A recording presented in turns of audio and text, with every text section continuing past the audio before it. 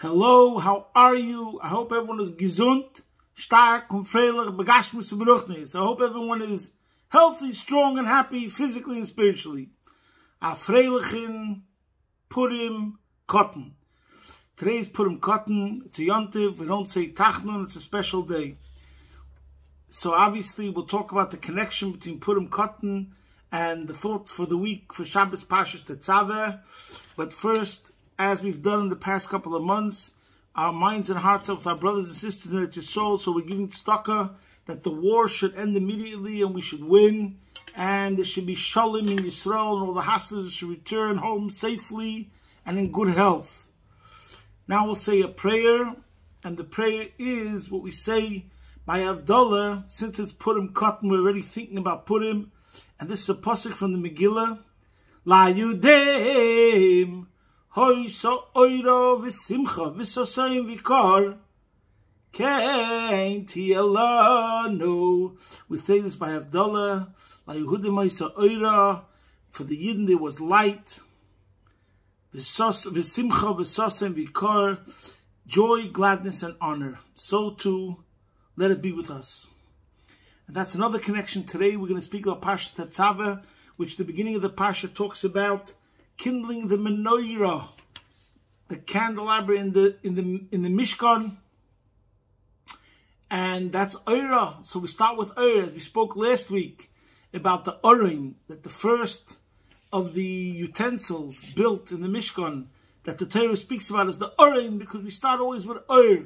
So too, this week's Parsha starts with the commandment about kindling the menorah. So, first I want to say a couple of questions straight away on the first pasuk, and then I want to give you a background to how we're going to see some of the answers. So the parsha starts off, Ve'ata Tetzaveh, and you, Moshe Rabbeinu, should command the Jews. Ve'ata Tetzaveh is Bnei Yisrael.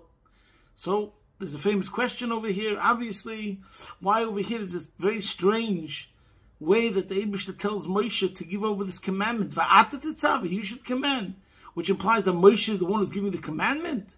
All over in the rest of the place in the Torah, it says, Daber el b'nei Yisrael, Amor el b'nei Yisrael, Tzaveh b'nei Yisrael, or Vaydaber Hashem el Moshe Leimer, he's supposed to give it over to the Yidden. But Daber and Amor, these are all, everyone understands that it's a commandment coming from Hashem. And then Moshe conveys it to the Bnei Yisrael. He gives it over. He's just a messenger. And over here, the lashon is Va'ata Tetzaveh. You should command. What's the meaning behind that? Also, what's the V'yichvei Lecha, that the oil should be brought to you? This is very interesting because this is something that was Aaron's mitzvah. They were the ones, as it says later on in Parshas Ba'aloischa Saneris, the ones who actually kindle the menorah are the Kohanim. So why does it start with V'yichvei Lecha? We also have to understand, and by the way, we see similarly about Parah Aduma, where it says V'yichvei Lecha Parah Aduma, which over there is exactly the same point, that it's the Kohen who does all the service connected to the Parah Aduma, and he cleanses the impure, etc., etc. But it starts off with Moshe Rabbeinu, V'yichvei Lecha Parah Aduma, and Rashi brings over there, if I remember correctly, L'oilum Nekras Al Shmecha, that the first Parah Aduma is made through Moshe, and then all the rest of the Parah Aduma, throughout all the generations, are attributed to Moshe Rabbeinu. So similar over there, this interesting paradox that precisely the thing which Kohanim do, Moshe has to start off. So too over here, even Ba'aloischa Saneris, something which is uniquely Aaron's chus, Shalcho G'dolim Shalahem, as we know, Hashem told Aaron, this is going to be your special thing. And even there, how does it start off?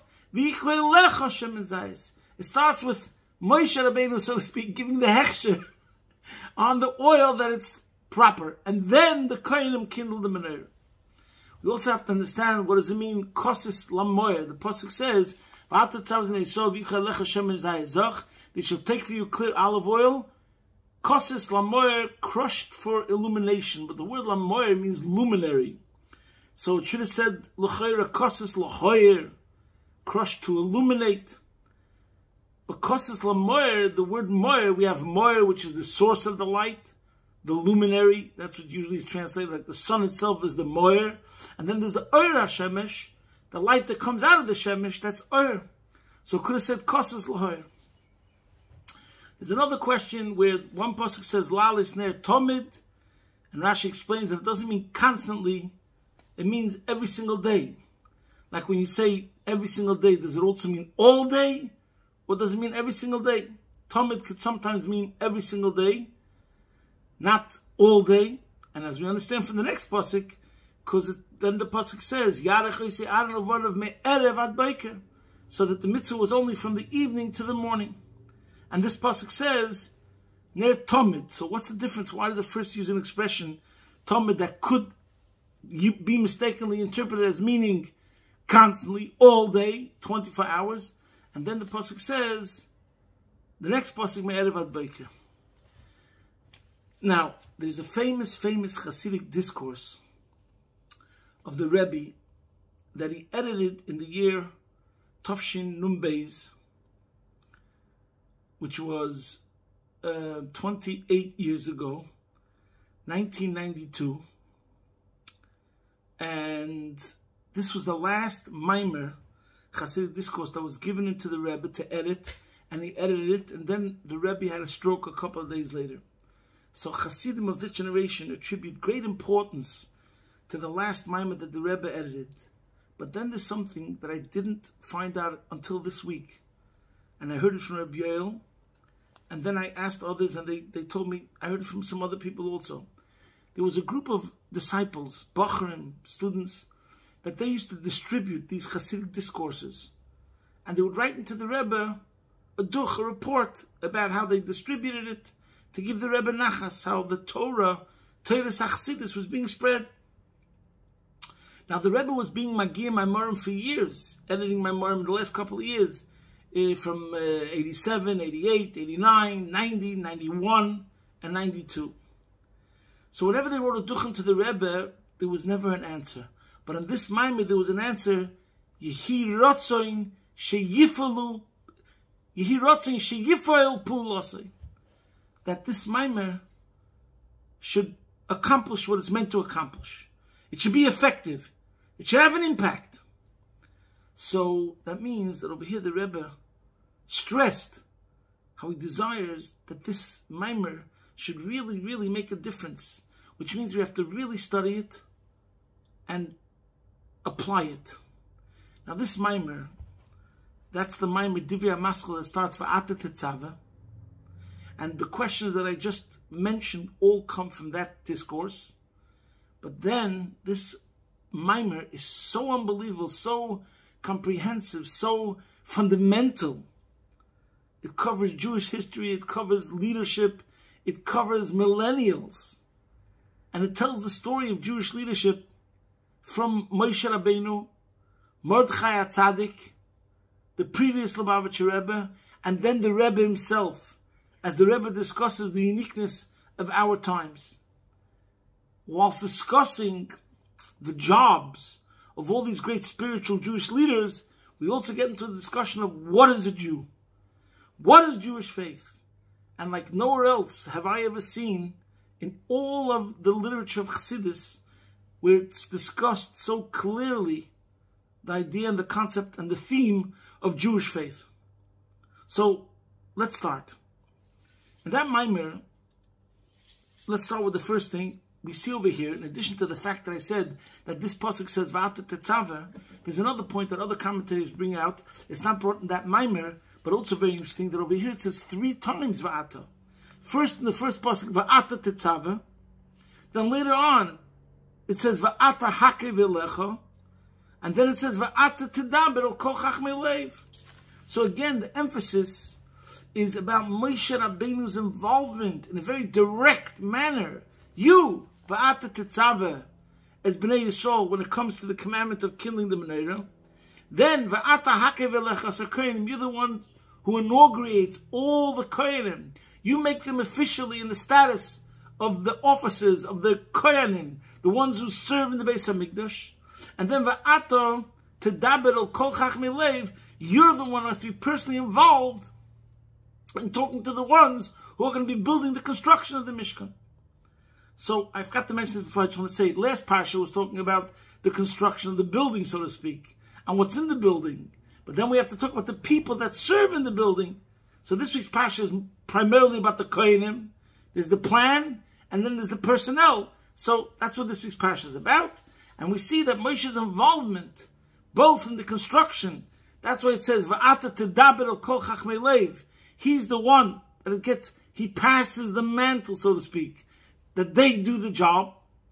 I hereby, dub the night, he tells the chachmei lev that they're the ones who are in charge to build the Mishkan. And the same thing is when it comes to the Kohanim. He is involved, who galvanizes and makes all the Kohanim, and he's the one who they have to bring to him the oil.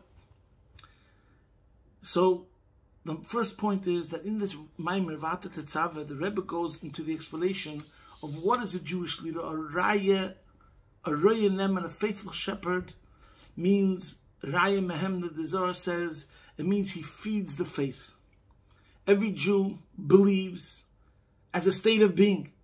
Every Jew has an inherent faith in Hashem. He doesn't need proofs. Why? Because there's a spark of Hashem in him. That's part of his DNA, that's part of his constitution, that's part of his makeup. The leader's job is to fan the flame, to ignite that spark of his neshama. Every one of the Jewish leaders has the same job. And what's the job? The job is to go straight to that person's spark and get it pumping. And the Rebbe said himself, a famous story, that Rabbi Yitzchak, Professor Block, Olav Shalom, he went into Yechidus, he had a private audience with the Rebbe with many college students in the early 1950s, and one of them asked the Rebbe, what do you do?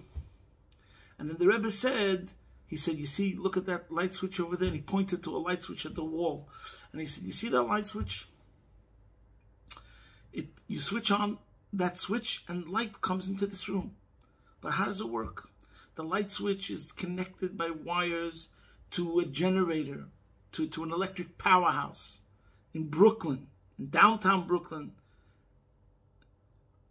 The generator is connected ultimately through wires to Niagara Falls. And Niagara Falls produces an electrical current that is the source of the electricity, the electric energy.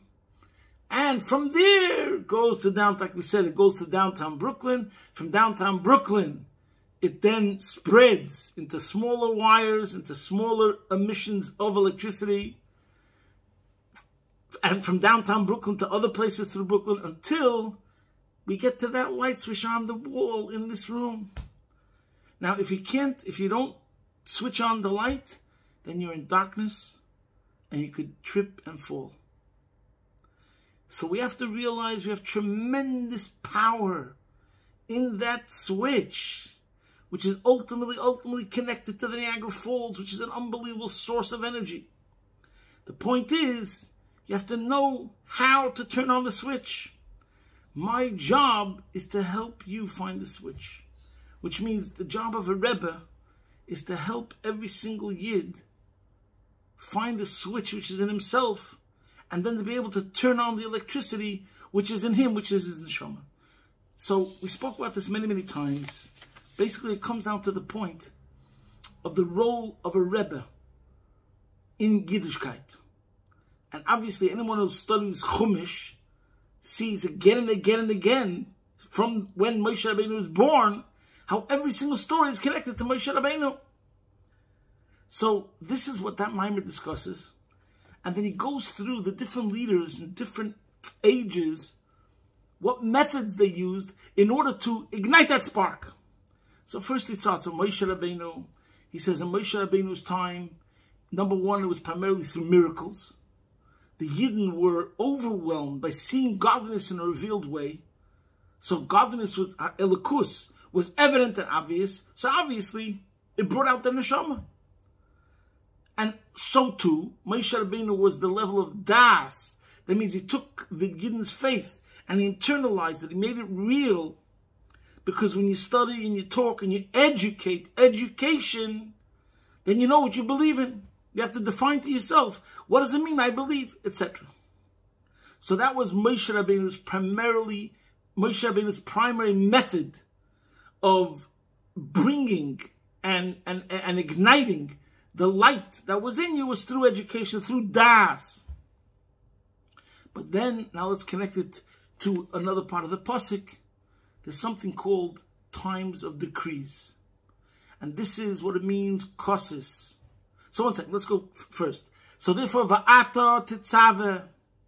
What is the meaning of the words va'ata tetzaveh? The whole idea of bringing down Elokus into this world, the whole Mishkan, the building of the Mishkan, the idea of the Mishkan, which is the whole idea of bringing godliness in the world. That the Hashchos Hashchina with Bnei Yisrael is through the Mishkan. Moshe Rabbeinu is the Mamutza Mechaber. It all has to come through Moshe Rabbeinu.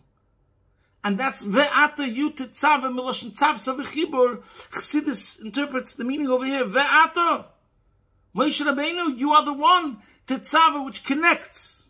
You're the middle point, Mamutza Mechaber, that connects Hashem with the world, Hashem to the Jewish nation. And without you, because you're the ultimate Jew, by you, your neshama is like the most concentrated of the electricity, because that's what the tzaddik is. As we spoke about so many times, either because Reish B'nai Yisrael, as the head, is the central system of the entire body, or as a tree, there's the root of the tree. Everything, the branches, the leaves, that everything extends after that comes from the root. And that's what a tzaddik is, the root soul. And from him, he has influence to the entire Jewish nation. As the head of the nation, the heart of the nation. See Tanya chapter 2. See Tanya chapter 42. We can't go over this every single time. Many times we already spoke about the concept of Ish Elikim, as it says in the beginning of Parshas of Zeis HaBracha, a man of God. That's a man, Ish Elikim. That's what the tzaddik is. He's the Mamutza, and you, and the nation. Okay, so Va'ata, you, Moshe Rabbeinu, Tetzaveh, you're the medium, the intermediary through which, the conduit, through which Elokus is going to come into the physical world. Through, you are the one who has to inaugurate Kohanim. You are the one who has to galvanize the ones who are building the construction of the Mishkan. And the same thing, oil could represent the neshama. And it has to be pure. Since you're the most pure, like we say about neshama shenesati bi tahoirahi. Chassidus explains tahoira means pure, the 100% level. That's a neshama of the world of Atzilus. The neshama de Atzilus, who in a revealed way is a neshama de Atzilus, has to bring out the oil, that spark of tahoira, which is in every single person, which is not really so revealed. But that happens through Moshe. Now, in particular, kosis lamoer means more, as the Rabbi explains that Maimer, in a time of decrees. There's a situation of kosis, where the Jews are being crushed. There's hard times, and we have hard times, we have times of decrees, and the time of exiles, managolos. Chassidus explains that Golus, exile, brings out the inner strength of every Yid. Challenges, adversity, makes us stronger. In other words, this is the way it works. You could even say, as a knee-jerk reaction. You dare a Jew, you tell him, I dare you to put on tefillin. Guess what? That's exactly going to cause the Jews to put on tefillin. As this famous Midrash might say, whenever the Eibishter wanted to bring Yidden to tshuva, he brought a paroi, he made bad times, and that automatically was a trigger that ignited Mesiras Nefesh. So Chassidus talks about how selflessness, which means to be focused on Hashem, could either be brought up through education, like Moshe Rabbeinu through Das, where your neshama resonates in a real way, and that's your primary existence. And then another way, and this is what Jewish leaders in times of crisis, they were there that inspired the nation through their guidance to go on Mesiras Nefesh in these times of crisis. In the times of Mordechai, It was Mordechai HaTzadik in the story of Purim, that they had to stand with a self-sacrifice for an entire year.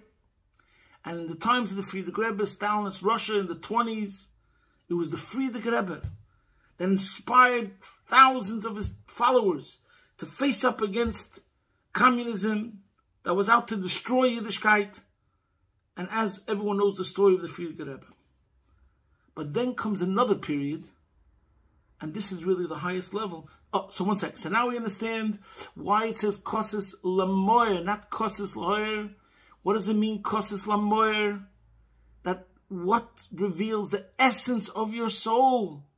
Not a level of faculties, which is the norm. Like you have two levels of faculties, two levels of neshama. You have your average neshama that's coasting, that's regular, that's called normal. And then you have a level of your neshama which is like adrenaline, a much deeper level, hyper.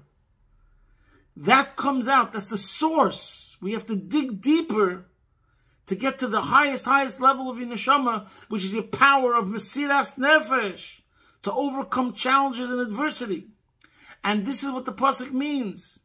Tetzaveh goes on the Moshe Rabbeinu of every generation that he connects. He brings out the neshama of the Yid. And including in a case where it's koses, where there's decrees.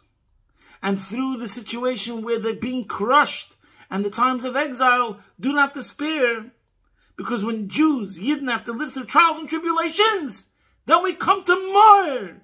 The essence of your soul, the most powerful thing that exists in this world, the essence spark of the chelik elikah mimal mamish that comes out in a situation of koses. When there's pressure, then we get to the real essence, the shemen zayizach, the thing which is 100% pure godly soul, tohirehi. But then there's the real chiddush of the Rebbe's Maimer, as we'll soon see. Then it gets to our generation. And the Rebbe says that in our generation is the real accomplishment. And what is that?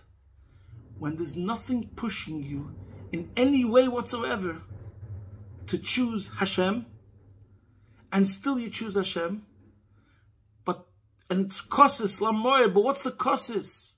The kosis is that a Jew feels an ache and a pain and a certain void because I want Hashem. I want Geula. I want the Beis HaMikdash because I want to be more intimate with Hashem. And that's the accomplishment of this generation. And that's the ultimate accomplishment because there's nothing compelling you in either way. Either miracles like in the time of Moshe Rabbeinu, or decrees, like in the times of Mordechai and the previous Rebbe. But what is the ultimate expression of your natural state? Like your real default natural position as a person who's enjoying the physical world. And there's no problems. You have a house, you're rich, you could learn, you could daven. The golus is not so bad. And still, even though you have all your material comforts, and even spiritual comforts to a certain extent, you're still crying out to Hashem, we want Mashiach now. Where does that come from? The fact that a Yid, even in the most comfortable, relaxed, easy circumstances, could still say, no, this is not what I want, this is not what I choose. I still want Mashiach, I want Beis HaMikdash, I want Geula, because that represents a much deeper, intimate connection to Hashem in a revealed way. That represents the ultimate lamoyer and the ultimate kosis. That's not a kosis in external kosis, from a superimposed kosis, but a kosis that's coming from within, because you choose not to fall for the comforts of life in 2024, but you choose to say, I want Hashem. And that's the accomplishment of the Rebbe. Now, as a side point, we spoke so much and it's already very late. There's so many more points that the Rebbe brings out in the Maimer over there, which I'm not going to get into now. The Yukim in the Pasuk, the Choylecha, and the question that I asked about Erev and Boiker and Ner Tamid, we're going to have to leave it for another time because it's going to take too long to explain. inside the pasuk. But first I want to go back into the job description of a Rebbe. It explains something else that I'll just say briefly, and then I'll finish off with two stories and connect it all with the story, and connect it also to Purim Katan. That's why, by the way, this whole explanation that the idea of a Rebbe is to connect your light switch, that the light should go on, explains the whole attitude and philosophy, so to speak, of Chabad Lubavitch activism. We spoke about this already many times. We're going to speak about it again because it shows on what the enormity of one mitzvah is. And that's the only way to explain why Lubavitch has such an approach. You know, when you go over to a person, they say, do you want to put on tefillin? You're on the street. And he says, no, I don't want to put on tefillin. You try it, everything. You do want to put on tefillin. But then the arguments against it are so many. What's the point? He doesn't really want to, maybe. And what's the point of doing one mitzvah once? Anyways, the bottom line is, imagine the guy was faint. And you called Hatzolah and you needed a defibrillator. And you're going to start asking questions? Right now, we need to give him an electric jolt that's going to get his heart pumping. Once we get his heart pumping, that means we're already in a good spot. Right now, his heart is not pumping. So when you do a mitzvah goes directly to that person's neshama. Straight away. We're bypassing whatever your interest, your desire, your mood, your circumstances, what you did yesterday, whether you're married to a Jew, not married to a Jew, who knows? But with this mitzvah, we're going straight to your neshama, your nekudas hayahadus, and we're getting it pumping. Once we get your neshama pumping, that itself is putting you in a whole different place, in a whole different world, compared to the person who's right now in a state of concussion or coma, and every second where he's losing consciousness is terrible, and it's making the situation worse. Let's get his consciousness going. Let's get his heart pumping. And from there, which already puts him in a whole different realm, and from there we'll take it further. And that's the job. But that's why you see by the Rebbe so much this whole idea of shlichus and this whole idea of getting a Jew to do a mitzvah. Because that's the job of the Rebbe, to get his neshama connected. Turn on the switch. Right now the switch is off. We got to help him turn on the switch. One mitzvah will help him turn on the switch. And this is also an explanation in general of our generation. No other generation ever had the idea of shluchim, the Lubavitcher Rebbe's emissaries that elevated the entire world, the entire globe. That's exactly va'ata Tetzaveh. The Rebbe as a leader sent emissaries to the whole world, and he galvanized the whole generation. I'm talking about his chassidim, that they should go on Mesiras Nefesh, they should go on self-sacrifice, be selfless, travel away from the families, away from a normal kosher Jewish environment, and go out there and ignite other souls. So he inspired all of his followers to have selflessness, and then those followers inspired by others a spiritual consciousness where the focus should be towards Hashem, Hashem, Hashem. Okay, now let's connect it to Purim Katan. We're talking about the nekudas hayahadus, the point of a Jew that gets elevated, that drop, Shemen Zayazach, that comes out through kosis, and that's really the essence of the soul. Now, one point I want to bring out, that exactly right now we're in a war. So this point of the Rebbe's Maimer is talking about a situation where everything's going good, and still we're inspired to say, we want Mashiach. Today, these days, it's actually more that we have a situation of kosis, that it's a terrible, terrible time with the situation with the hostages on October 7th. So, first of all, in any case, tziazeh, let's focus on our neshama, try to pump up our neshama, try to get it pumping and inflamed and ignited. And the more we show Hashem that we make the right choices, then the more the spirit of Judaism will thrive and win. Because just like in my personal life, I choose Hashem, so too, then the Eibishter shows in the world how he chooses the Jewish nation. As everyone knows, the Hasidic discourses that talk about the idea of connected to the Megillah. Balaylahu no doshnas hamelech. Everyone knows, according to the Mefarshim, that when Achashverosh woke up, that's the main part of the miracle, and that's why we read it loud in the Megillah, and it's explained in Hasidic that the Melech goes on Hashem, and then Hashem woke up. And what does it mean Hashem woke up? What does it mean that Hashem is sleeping? This is also the point of every Bar Mitzvah Maimer, that when Hashem is sleeping, it means that he doesn't recognize and acknowledge the superiority of the Jewish nation. But that comes because the Jews didn't act Jewish. So this is the point, that when the Jews do tshuva, when they choose Hashem, so that brings out the superiority of Jews. We choose side of justice. We choose the side of morality. We choose the side of spirituality. We're not materialistic or secularized. So then that causes that Hashem should also choose the Jews and bring victory to show to the world that the side of justice, the side of morality, wins in the physical sense also, and so be it. So the connection to Purim Cotton is that you could say Purim Cotton means something which is small, compact, concentrated. The Rebbe in Tafshin Nun Beis, Selflessness, said that the words Purim Cotton, the small Purim, is connected to what we say when the child is given a circumcision. Zeh Cotton Gadol Yeh. This small child will become great. Really, Purim Cotton represents a very high level of our soul. And the Rebbe explains, similar to the way he explains in the Maimer Vata Tetzaveh, that the ultimate is that when we have nothing compelling us, physically or spiritually, good things, miracles, godliness revealed, or decrees, and we choose Hashem, we want to be connected. That's what the Rebbe says, the same idea as Purim Cotton, a day we don't have a command to be happy. Not like Yom Tov, Samachta b'chagecha, and not like Purim, Chayvin Shlubsurim b'Puria.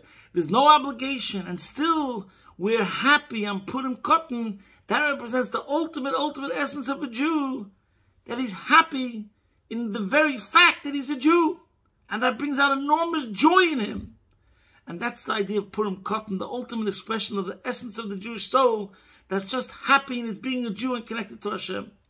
And same idea that we spoke about, Va'ata Tetzaveh, this generation, that our Jewishness is coming from within, not because it's a commandment, but it's ultimately, this is our natural state. We want Hashem. And that's the connection to Purim Cotton. You know, they say good things come in small packages. That's also Purim Cotton. Now, just to finish off with one story, there was a Jew, his name was Natan Yellen Mar. He was a journalist, a very secular journalist, left-wing, so to speak. And in the 70s, Rabbi Gershom Ber Jacobson asked him to become a journalist for the Allgemeine Journal. And he used to write articles that were very inflammatory, controversial, provocative. But Gershom Ber Jacobson was no problem. We can have viewpoints in the newspaper that are not really in agreement to the policies of the newspaper, but still just to bring out the other counterpoint. Anyways, he brought this writer to the Rebbe Matzoi Rosh Hashanah Tafshin Lamed Zayin 1976 Rosh Hashanah, and the Rebbe told him that since you're a writer, you should continue writing. And the writer was shocked because his views were very secular, mamish extreme to the opposite. For Israel, he used to write criticism of Eretz Yisrael. So he was surprised. He told the Rebbe, "You read my articles?" The Rebbe said, "Just because I read things that I don't agree with also." And the Rebbe encouraged him. He said, "Never desert your post. You should keep on writing. You know, since you have a column, you have to always write for your column." And the Rebbe also asked him, I know you're not scared of people, because he would write things that were very extreme views that would bring out a lot of opposition. But what about, fear of Hashem? That's what the Rebbe mentioned to him. So he answered, no, metracht. He said he thinks about it sometimes. But that was it. A couple of years later, he became ill with Yene Machla. Before he passed away, he gave Gershom Ber Jacobson a big envelope with 2 articles, and he said it should be printed after I pass away. And after he passed away, he printed the article. By the way, I forgot to mention one story. Another point is that he came to the Rebbe that year after Rosh Hashanah. He came to the Rebbe because he printed a book and he gave it to the Rebbe. And the Rebbe said, when he gave him his book, you remember what I spoke to you about, that you should keep on writing. In other words, the way he supported him. And the Rebbe told him, because if not, you're going to cause me to be a sinner. And he said, what? I'm going to cause you to be a sinner? And the Rebbe said, yeah, you're not allowed to speak Dvarim B'Teilim. You're not allowed to speak words that nothing comes out of it. And if I spoke to you about something and you're not going to do what we spoke about, then it comes out that I spoke words that came to nothing. So, Rabbi, this person, this journalist, was inspired that the Rebbe involved himself personally, like with his life, with the author's life, and that he made it like it's a joint operation. I'm in this together with you, and if you don't write, that means you're making me a sinner. So that touched him also very, very deeply. Anyways, a couple of years later, he gave this envelope and he told him, Gershon Ber Jacobson, print this after I pass away. And when he passed away, he wrote about his life story, and he wanted this published, and it was published in the Algemeine Journal posthumously. That right now he writes this, I want this article to be printed now as I am above, and my soul appears before Bezdin Shalmaila, the upper court. And who knows how I'm going to be judged for my life. No one comes out completely like a tzaddik. No one comes out completely righteous. Everybody did something wrong in their life. I want this article that I'm writing right now to be a Malitzi Yosher.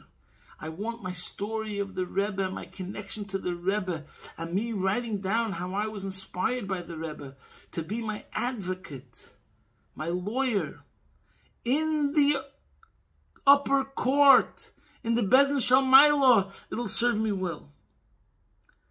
So this is such an amazing story. Here's someone who's completely on the other extreme of politics and perspective, totally secular.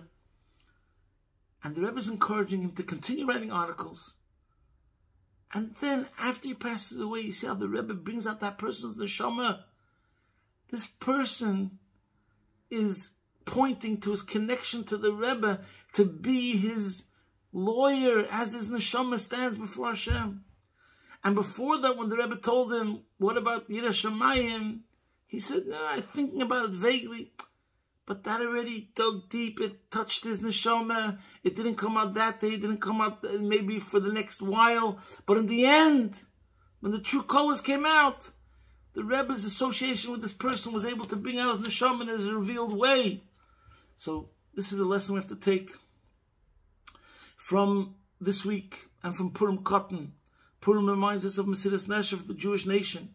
We have to prepare ourselves, working on our selflessness, and seeing our value system is about Torah, is about mitzvahs, is about our Jewishness.